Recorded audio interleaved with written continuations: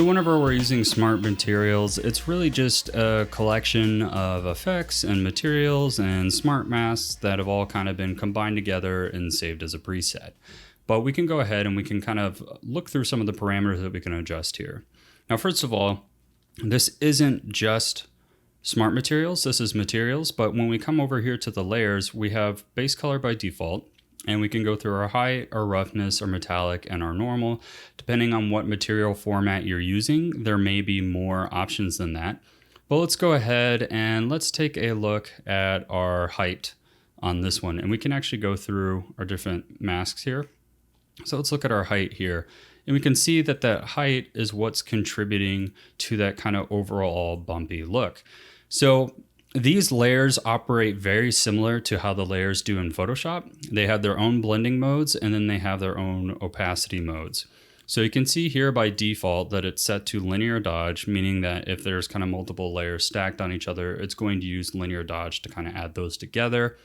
Same thing with the normal. It's got its own normal map, combine, detail, inverse detail. So those are those options there. You can research those in the documentation, but by default, how it's going to work is that the normal maps are going to kind of stack on top of the normal maps below it and combine, and the height layers with the linear dodge blending mode are going to kind of stack that white information on top of each other.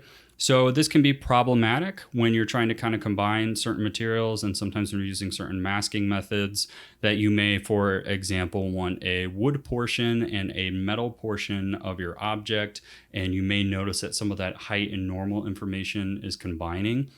So you can always come in here and change that blending mode to something like normal, and then it's not going to blend to the option below it. Or you may not even want a certain material, and you can kind of turn down the intensity by playing with the opacity there. So let's go ahead and look at the height information here, and we can see that that height information is probably coming from the linear dodge steel base, if I had to guess. And what we can do is we can go ahead and we can take that height under here and we can tone that height down. And as you see what we had in that information before, let's go back here. You can see that's kind of reducing that information there. And in this case, I'm going to reduce that a bit because I don't really know many steel kettles that were banged out with a hammer, and that's kind of the look it's giving us. So we'll go ahead and we can do some variations, but let's go ahead, turn this down to 25, and you can see immediately that's giving our kettle a little bit more of kind of a smoother look.